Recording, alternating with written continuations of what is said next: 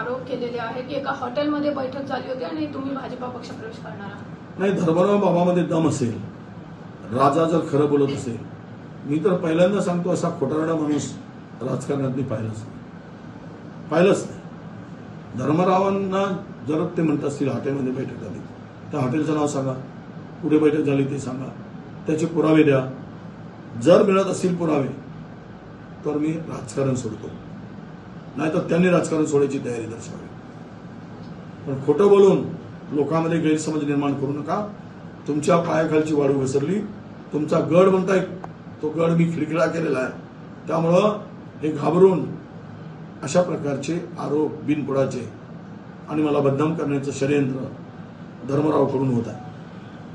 Sir, त्यांनी दुसरा देखील आरोप केलाय की आपण आपल्या मुलीला तिकीट देऊ शकले नाही, नामदेव संधींना तिकीट देऊ शकले नाही, त्यामुळे पक्षामध्ये आपल्याला ते स्थान नाहीये।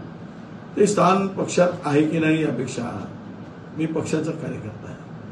माझ्या मुलीला तिकीट मागितली, नाही दिली, पण हायकमांड मी नाराज होऊन बसलो नाही। मी माझ्या आयडिओलॉजीसाठी, माझ्या पक्षासाठी, पक्षाची विचारधारा घेऊन मी लढणारा कार्यकर्ता आहे। मी सत्तेसाठी लढणारा नाही, सत्तेसाठी लढणार आहे। त्यामुळं मला तिकीट देऊ, मुलीला नाही देऊ, पक्षासाठी समर्पितपणे काम करणं, सत्तेपेक्षा या देशातील जनतेला सर्वोच्च मानणं हे आमचं काम आहे। मी धर्मराव बाबासारखा लाचार नाही, सत्तेसाठी कुठेही जाण्याला, धोके देण्याला, खुर्ची मिळते म्हणून काही करायला, या विचाराशी तडजोड करायला। तुम्हाला सांगतो माझी किंमत काय आहे हे पक्षाने मला वारंवार विधानसभेचा विरोधी पक्षनेता, मंत्री करून हे दाखवलं आहे की वडेट्टीवारांची किंमत काय। उद्या नवल वाटू नये, या क्षेत्रामध्ये लोकसभा आम्ही जिंकत आहोत। तो अहिरीचा गड बाबा शिल्लक राखू शकणार नाही आणि निवडणुकीनंतर बाबांना काँग्रेसकडे याचना करावी लागेल।